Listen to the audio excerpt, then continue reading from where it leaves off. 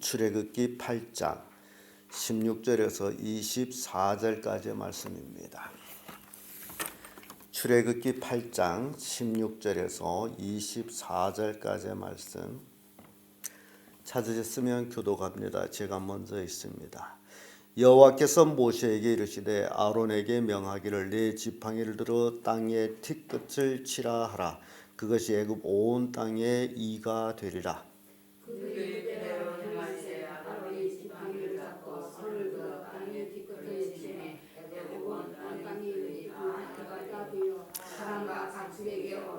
술객들이 자기 술법으로 이같이 행하여 이를 내려 하였으나 못하였고 이는 사람과 생축에 있은지라.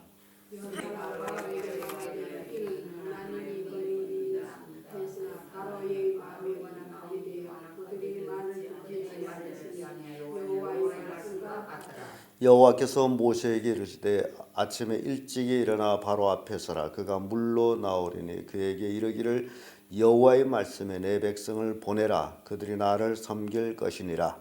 내가 만일 내 백성을 보내지 아니하면 내가 너와 네 신하와 네 백성과 네 집들의 파리떼를 보내리니 애굽 사람이 집집에 파리떼가 가득할 것이며 그들이 사는 땅에도 그러하리라. 그날에 내가 내 백성이 거하는 고센 땅을 구별하여 그곳에는 파리떼가 없게 하리니 이로 말미암아 나는 세상 중에 여호와인 줄을 내가 알게 될 것이라.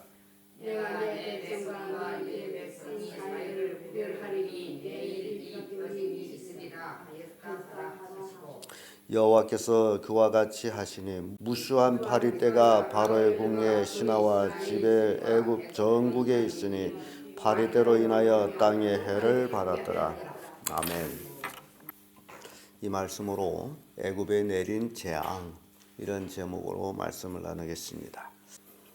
지금 이스라엘 백성을 보내라, 그들이 나를 섬길 것이다 라는 하나님의 말씀을 거부하는 자가 바로 이 애굽 왕 바로라는 사실입니다. 물론 여러 가지 계산적인 계산을 인해 가지고 바로가 이 노예들을 보낼 수 없다라는 결론을 내렸으므로 그런 재앙을 받으면서도 그 마음이 이제 돌이키지 아니하는 모습 봅니다. 그래서 바로 왕에게 또 애굽 백성들에게 재앙이 떨어지는데 오늘은 하나님의 이 재앙은 예고 없이 떨어지고 있음을 봅니다. 하나님께서 모세에게 아론은 그 지팡이를 들고 나가서 애굽 티끌을 치라. 그러면 그것이 이가 되리라. 애굽 온 땅의 티끌이 이가 된다라는 것은 여러분 한번 생각해 보세요. 이가 얼마나 많았을까? 근데 이 이는 그 전에 못 살 때에 참 이가 많았습니다. 그때는 어떻게 돼서 그렇게 이들이 많았는지 모르지만은 그렇게 많던 이들이 지금은 없어졌어요. 그때는 아마 옷을 자주 갈아입지 못해가지고 그랬나, 아니면 그때는 순수한 무공해 채소나 쌀을 먹어서 그런가. 지금은 이가 생기지를 않죠. 혹 있다 할지라도 가난한 사람들. 근데 그런 이가 아니고 이 이는 사람과 짐승에게 있는 이, 몸에 의해서 사람을 괴롭히는 그런 이라는 거죠. 그래서 온 애굽 땅에 티끌이 이가 됐더라면 아마 사람, 짐승 몸에 이가 바글바글 거리지 않았을까. 참 그 생각만 해도 징그럽죠.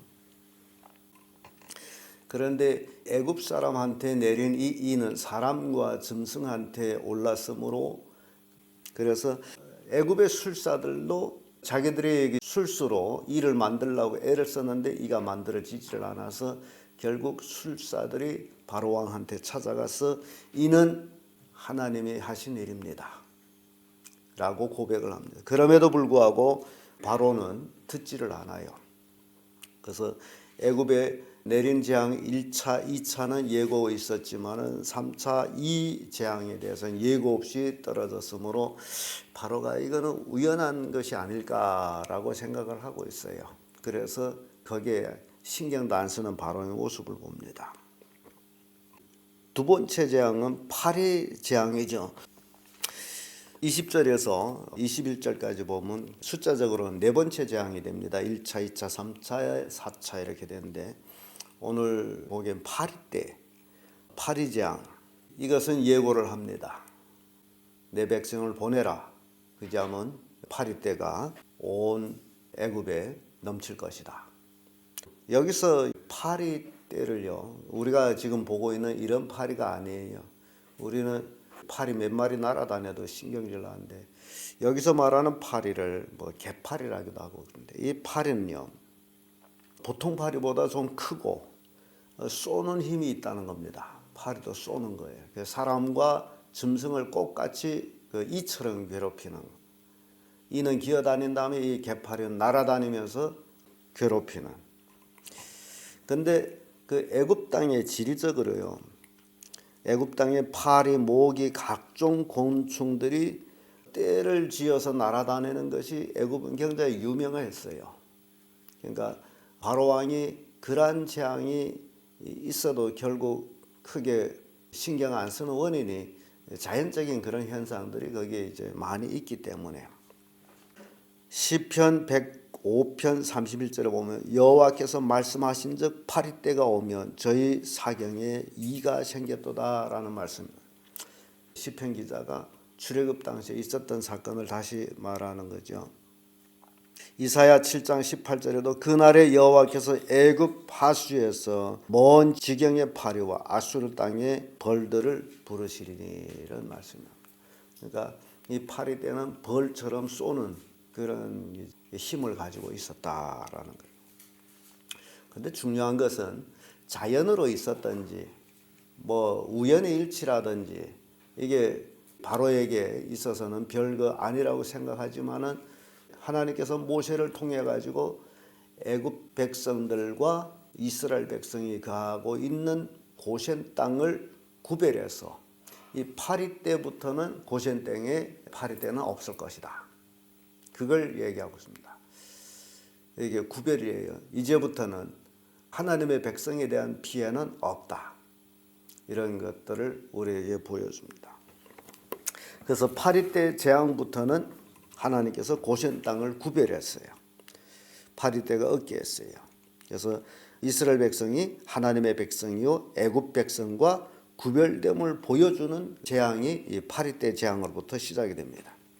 그래서 이 파리 때가 우연의 일치다, 자연으로 뭐 날라오는 그런 때다라기보다는 구별됐기 때문에 만약시 그것이 자연으로 이루어진 것이라면 고센 땅에도 있어야 되죠. 이스라엘 백성들한테. 그런데 이스라엘 백성들한테는 없고 애굽 백성들이 사는 곳만. 출애굽기 9장 4절 보면 여호와가 이스라엘의 생축과 애굽 생축을 구별하리니 이스라엘 자손에게 속한 것은 하나도 죽지 아니하리라. 이제 구별이 시작됩니다. 그래서 애굽에 내린 재앙이 이제 파리 때 재앙으로부터 시작해서는 구별되고 있다. 이스라엘 백성들한테는 내리지 아니한다. 이렇게 구별됩니다. 마지막 때에 우리가 예수님의 재림 당시에 예수 그리스도를 믿는 사람들이 들림받아 공중에서 예수님을 신랑을 맞이할 때에 이 땅에는 뭐 대환란이다라고도 얘기하죠. 믿지 않는 사람과 믿는 사람 사이에 구별이 납니다.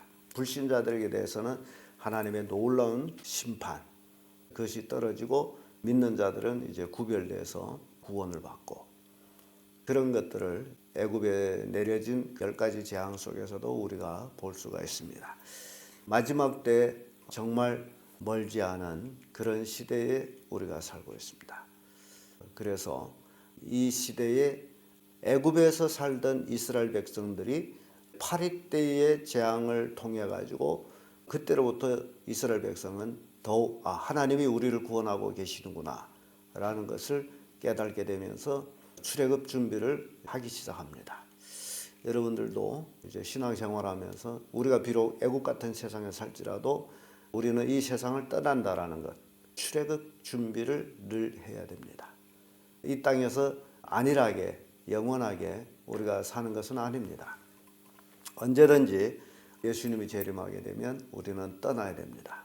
그러니까 많은 사람들이 가장 심각한 문제가 떠나야 될 이 애굽 땅을 영원히 거할 처소로 생각하고 이 땅에다가 엄청난 물질을 투자하고 있다는 겁니다. 영원히 이 땅에 살 것처럼.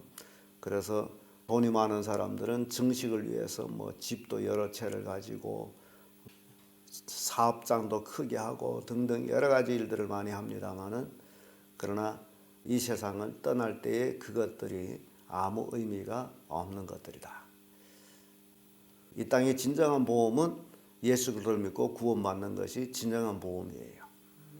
그래서 우리는 애굽에 내린 재앙을 통해 가지고 마지막 때일수록 우리는 더욱 하나님을 의지하고 이 세상을 떠날 준비로 신앙생활을 잘 해야 된다라는 교훈을 주고 있습니다. 기도하겠습니다.